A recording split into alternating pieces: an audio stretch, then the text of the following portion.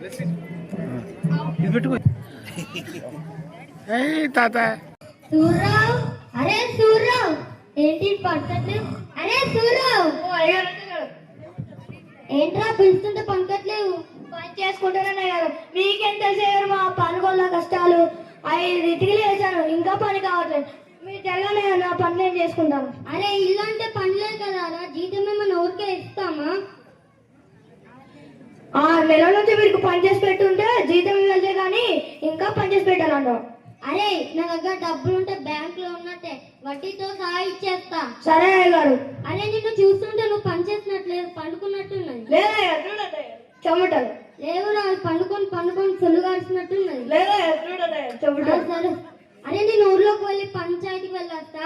అలాగే మీ ఇల్లు మా ఇల్లు లాగా చూసుకుంటాను. ఒరే అద్దురా, నా ఇల్లు లాగానే చూసుకో, నువ్వు పని మనిషి లాగానే ఉండు. అలాగే.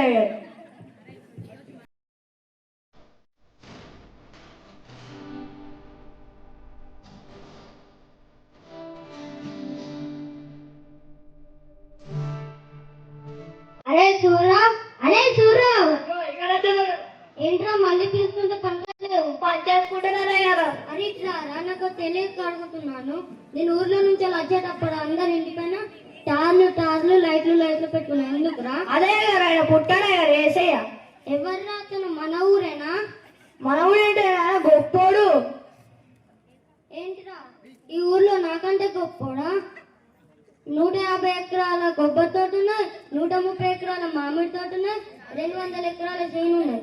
ఈ ఊర్లో నాకంటే గొప్పోడా? ఈ సృష్టి మొత్తం ఆయనదే గారు. అరే ఎప్పుడు అమ్మేస్తావురా? అమ్మడం అంటే ఈ సృష్టి మొత్తం ఆయనదే. సరే కానీ ఆ స్టార్ల సంగతి ఏంటిది? అదే గారు, ఆయన పుట్టాడని గుర్తు. ఓ ఆయన పుట్టాలని గుర్తు, ఎలక్షన్ గుర్తు నక్షత్రం కావచ్చు. కాదే గారు, ఎలక్షన్ గుర్తు నక్షత్రం కాదే గారు, ఆయన పుట్టాడని గుర్తు. అరే గొప్పోడు అంటున్నావు, మన ఇంటికి పిలుస్తామా? ఆయన రాడే గారు. ఆయన ఫోన్ నెంబర్ ఆయనకు అసలు ఫోన్ నెంబర్ లేదా? గొప్పోడు అంటున్నావు, ఫోన్ లేదంట. ఇక్కడ ఉన్న వాళ్ళందరికీ ఉన్నదా? అంత గొప్పోడు అంటున్నావు. ఆయన దగ్గర ఫోన్ లేదు. అయ్యారు మీకు ఒక పని చెప్తా, చేస్తారా? ఓ ఈ కాలంలో గొప్ప వాళ్ళందరూ ఫోన్ వాడడం మానేస్తారు కావచ్చు, లేని వాళ్ళందరూ వాడుతున్నారు కావచ్చు. అయ్యారు మీకు ఒక పని చెప్తా, అది చేస్తారంటేనే నేను చెప్తా. చెప్పురా తొందరగా. మీరు గట్టిగా ప్రార్థన చేయండి, ఆయన వస్తాడు. సరేరా. హలో దేవ ఏసయ్యా, నీ మాట అంటే మాటే అట కదా, నువ్వు వస్తా అంటే వస్తావట కదా. ఒకసారి మా ఇంటికి వచ్చి వెళ్ళు ఏసయ్యా. నా కుమారుడా, ఎవరు? నేను నీవు ప్రార్థిస్తున్నటువంటి యేసుని.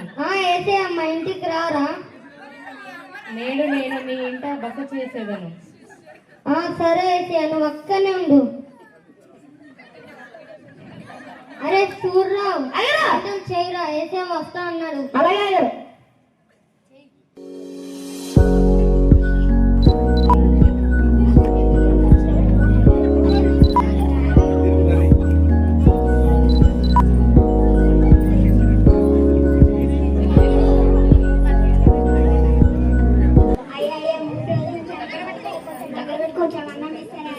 అన్నం లేదు, ఏం లేదు.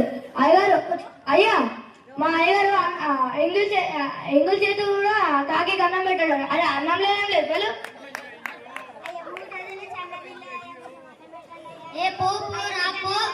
అరే సూర్రావు, మంచి వంటలు చేస్తా, వెంటనే వస్తున్నారు అందరూ మా ఇంటికి.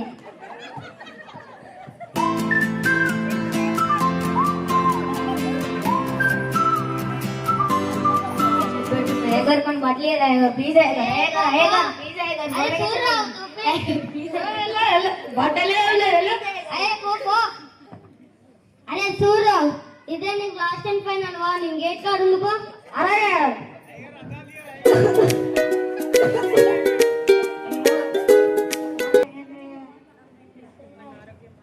నా ఆరోగ్యం మంచిగా లేదు.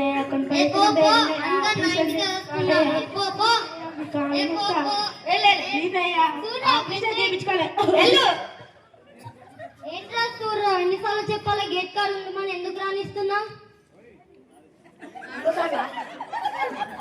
ఇదే లాస్ట్ అండ్ ఫైనల్ వార్నింగ్, ఇంకోసారి ఇవ్వండి రాని. సరే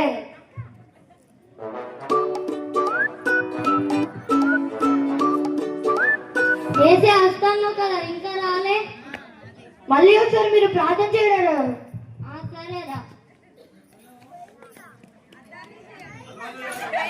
ఏసయ్యా నువ్వు వస్తున్నావు ఇంకా వస్తలేవేంది? నా కుమారుడా,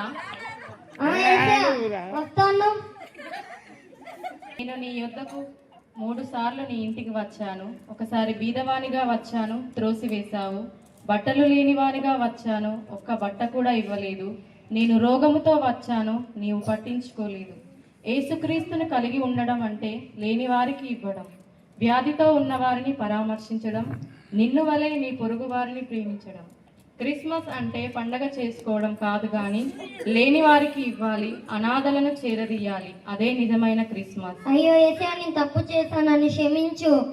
ఇంకోసారి అలా ఎప్పుడు చేయనేసే, నన్ను క్షమించు. క్రిస్మస్ అంటే ఇవ్వడం. దేవాతి దేవుడు మానవుల కోసము తన కుమారుణ్ణి ఇచ్చి ఉన్నాడు. అదే క్రిస్మస్. మరి క్రిస్మస్ జరుపుకుంటున్న మనమే సెలబ్రేషన్ చేసుకుంటున్నామా? మన అవసరత ఉన్న వారికి సహాయం చేస్తున్నామా? మన శక్తి కొలది ఎదుటి వాళ్ళకు సహాయం చేయడమే నిజమైన క్రిస్మస్. నిన్ను వలె నీ పొరుగువాన్ని ప్రేమించుము అన్న దేవుని మాటను మన జ్ఞాపకం చేసుకుందాం. మనం కొత్త బట్టలు కొనుక్కుంటున్నాం, మరి లేని వారికి ఏమన్నా ఇస్తున్నామా? అలా ఇవ్వడమే దేవుని దృష్టికి నిజమైన క్రిస్మస్. దేవుడు ఇచ్చి ఉన్నాడు, అది క్రిస్మస్. మనం ఇద్దాం, దేవుడు సంతోషపడే క్రిస్మస్ని జరుపుకుందాం. Thank you.